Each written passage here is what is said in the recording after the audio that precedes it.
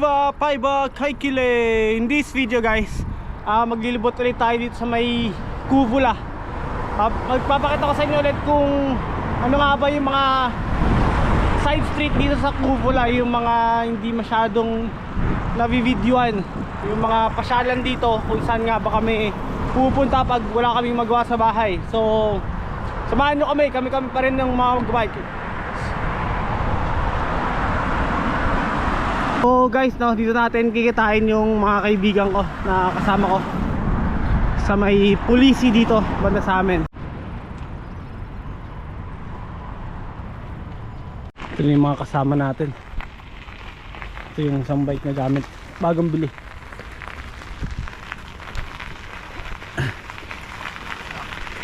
Ano? Asa na?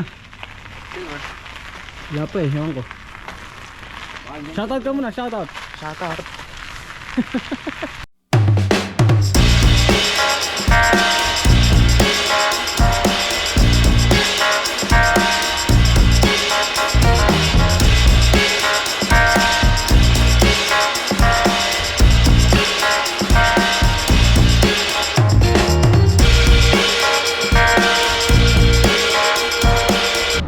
Ito na kami, apat.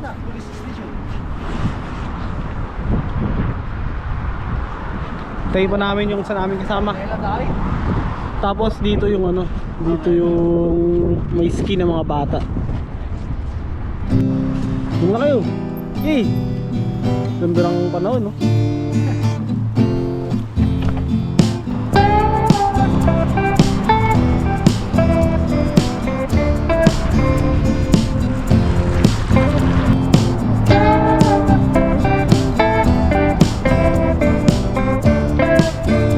Ganda ng panahon. Sarap magbike. Ang sarap magbike. Yung ganitong maaraw, kala nyo sobrang init, sobrang lamig. Hindi ko alam kung nakikita yung usok sa bibig ko eh. Pero ganun pa rin, masarap pa rin magbike kasi maaraw na.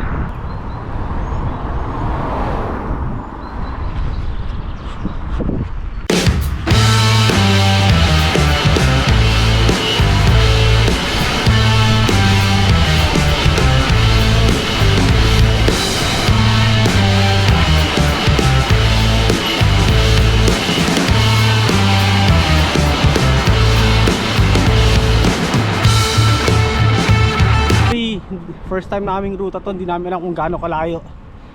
Mga ano siguro to, around 30 kilometers. Para pagpahanda na rin, para from Kuvula to Porvo, yun yung susunod namin. Yun yung target namin, 100 kilometers. So yung ganito, ano muna, warm up para hindi mabigla. They tell me that I'm never gonna make it. They want me to do something that could make sense. They hate when I keep dreaming I'll be famous, but I don't give a fuck, I'ma keep chasing. I got all this potential that's deep inside of me, but last year, yung April, ano na siya, sobrang init na siya. Nakakapaglibot na kami. Pero ngayon, patapos pa lang yung April. Tsaka pala kayo nakakapaglibot, pero yung ganito, masyado pa rin malamig. Kaya kailangan proper ano pa rin, yung proper wear pa rin ng mga damit natin, lalo pag nagla-long ride, kasi lalo kailangan gloves kasi nakahawak ka sa ano, sa bike, malamig. Ito mga kasama natin ngayon, si Kuya Elmer, Travis, Jordan, tsaka si Henrik. Sarap magbike, medyo malamig lang talaga. Positive 3. Ayun na, kumakarera na si Travis oh. Mabagalan sa inyo si Travis. Travis, ikaw nag-facing. Ganda dito, first time ko lang nakadaan dito. Kaya nga eh, nakakaaliw din magbike lang ganito, lalo na pag first time ka. Kasi maaliw ka sa mga bago mo nakikita eh. Kita mo, oh, naligaw kami. Sige, vlog ko ah. Wrong way. Where? Where?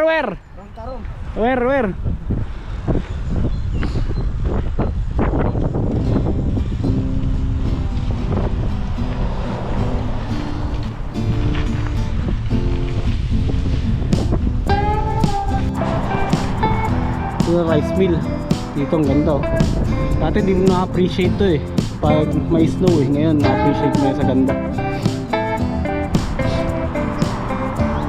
Saan tayo pupunta, Rick? Saan tayo pupunta? Yalla, bata. Ano yun?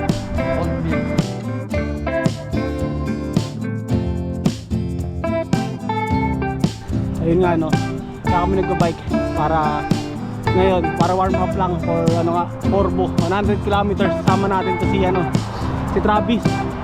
I-video na natin para malaman ng nanay niya. Travis, sama ka sa amin ha, Corbo ha, 100 kilometers. Ha? Paalam, wag ka na magpaalam sa mama mo. Pag napanood na ng mama mo to, payag na yun. Hindi, wala ka na eh. Ha? Kaya mo na yan. Basta kasama mo kami. Ganda ng palayan dito. Palayan kaya to? Ganda ng panahon. Sarap mag-bike talaga. Ito mo parang ganito pa lang eh. Kahit ilang buwan. Hindi, kahit ilang kilometro to meron no. Basta hindi masyadong mainit. Tsaka ano eh, katamtaman lang yung lamig. Tsaka marami kayo. Kahit 100 kilometers, kayang-kaya niya yan eh, no? Sa ganito lang. Kailan kasi ako.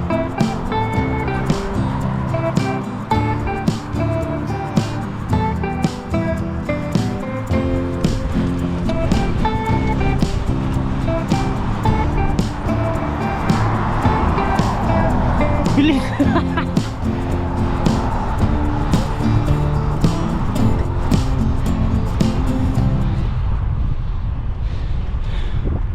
Yung maganda dito no, kaya katulad ito, yung bata-bata niya, siya lang mag-isa nagbabike sa ganito, highway pa. Parang ito expressway na rin to eh.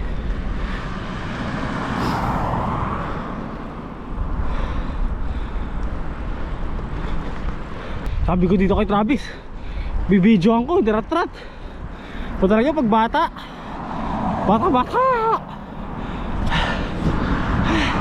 hal-hal 100 kilometers pa ang gusto mo ah. Putik yan. Ang ganda dito. Uy, ganda ng lake. Grabe naman. Ang ganda banda dun oh. Wow. Woo.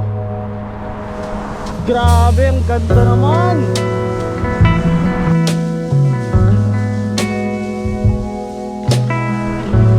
Ganda dito, napaka-relaxing. Alam na yun.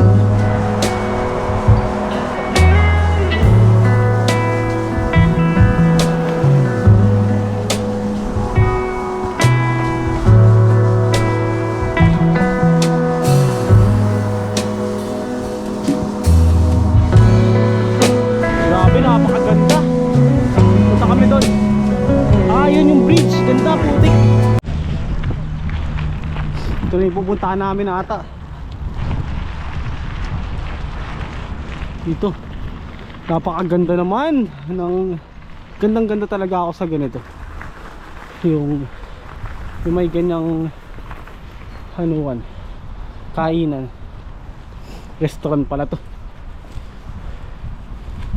Oh, grabe, the best talaga pag mag-bike. Kasi alam mo yung ganito, kahit mga sulok-sulok pwede nyo puntahan eh, di ba? Tsaka yan, ganito, kain lang kami dito konti. Ang ganda dito, putik. Ano, baba?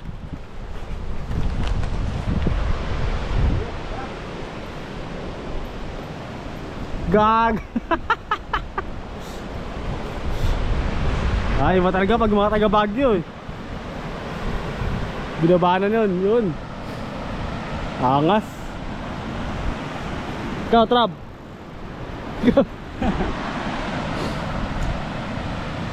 Angas dito.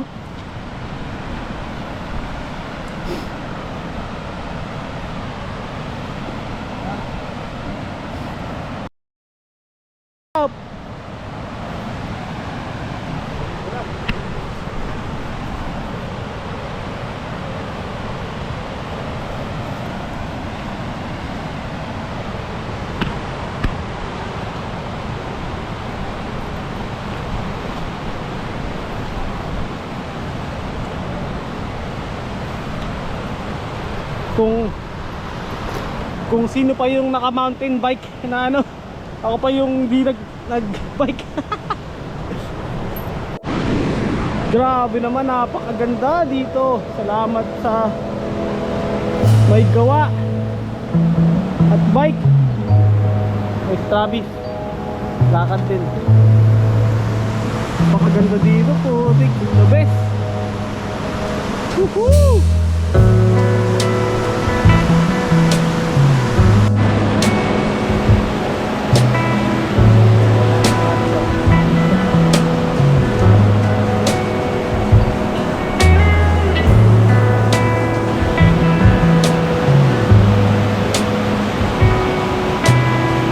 Ano ka, Elmer? Anong masasabi mo dito? Parang nasa abroad lang tayo Para sa abroad tayo, no? Oo nga eh. Napakaganda dito, grabe. Ito yung sinasabi ko sa inyo na kailangan din mag-invest kayo sa bike to eh. Pero, woy, putik yan. Ang mabata, mga naka-full shoes pala eh. Grabe, binaba agad yung isa dun. Sobrang ayun nga, ano, mag-invest kayo sa bike kasi ito yung katulad ng ganito. Alam mo yun, makakapunta agad kayo sa mga lugar na gusto nyo na ganito, na hindi kayo mahihirapan na pumunta dito kasi yun nga, nakabike kayo, pwede nyo agad ipasok. Ang ganda talaga dito, grabe. Tara, ano to? Ah, akala ko butas. Tunnel ba to? Hindi. Ano lang siya, ano kaya to? Ano na lang, may nakasulat siya, tunnel eh. Ewan kung ano to.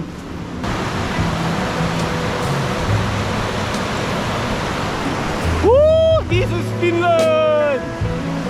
Ang sarap pag summer! Ano Travis, masasabi mo dito? Kaya sabi ko sa'yo, sumama-sama ka lang sa amin eh. Ano masasabi mo? Okay lang po. Okay lang. rate mo. Maganda. Ha? Woohoo! Ganda. Sobre. Tara, dito.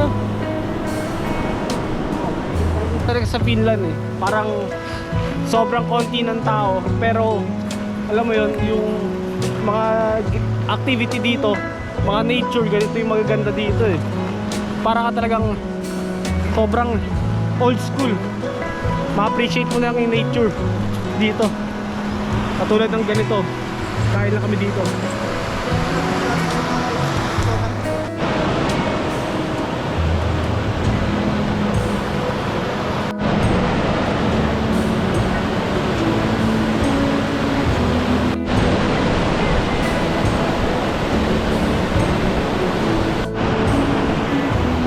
Grabe, sobrang peaceful dito, sobrang sarap. Parang alam mo yun, yung sa tagal na hinintay namin ng winter, ngayong mag-spring na at saka summer. Ito yung makikita mo sa mga ganito, sobrang ganda. Ano Trav? Yung paghintay ng spring, 6 months na winter, tapos makita ka ng ganito, ano masasabi mo? Ano ba? Hindi ko masyado nag-isa. Yung naghintay ka ng 6 months na winter, tapos nakakakita ka ng ganito magandang view, ano masasabi mo? Maganda po. Mga 8 out of 10. Ah, ito rin, mga ano, mga nagre-rate. Ganda nga naman. Yay, gawin mo lang.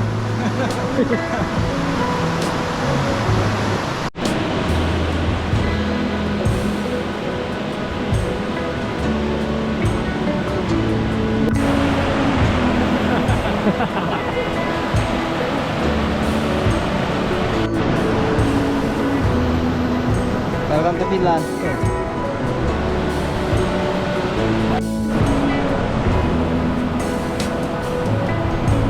Dito na kami sa Valkealan Kirkkokulan NS.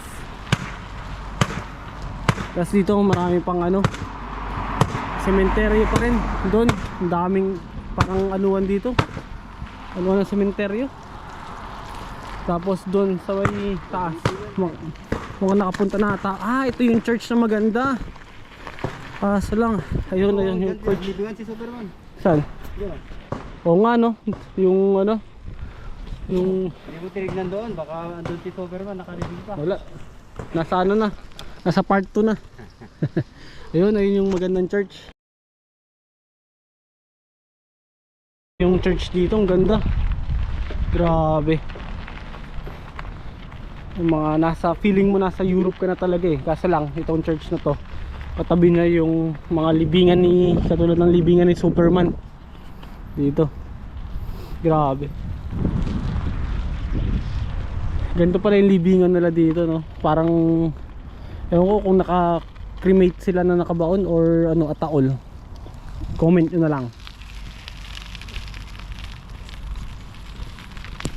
Grabe. Ganito pala yung mga napapanood mo sa ano eh. Sa, ayun, sa Dracula rin. Sa Dracula tsaka sa ano, sa, basta yung mga movie na nakikita natin. Ganito pala yun. Hindi ko lang alam kung pwedeng pumasok dito sa church eh.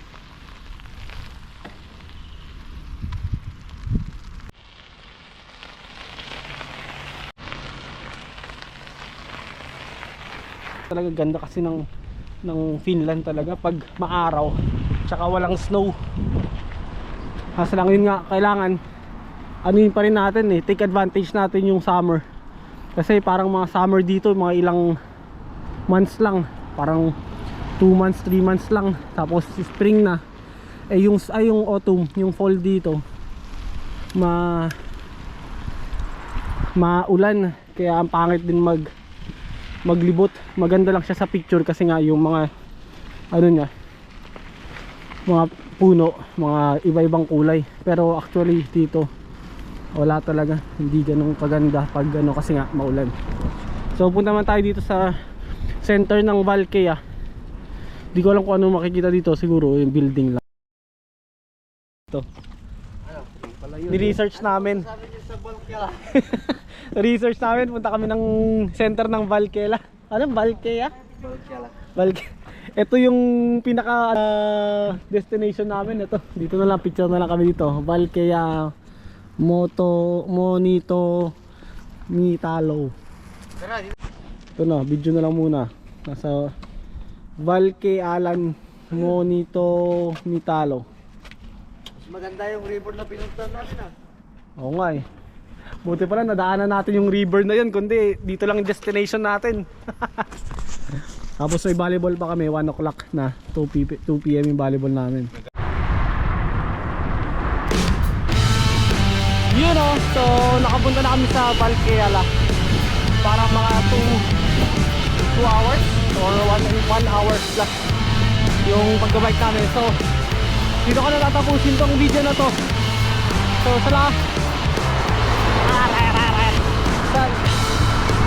dito ko tatapos tong video na to. Salamat sa mga nanonood sa akin kahit bike ride pa lang. Salamat sa mga subscriber, old and new subscriber ko dyan. So please support my channel para marami pa tayong mga videos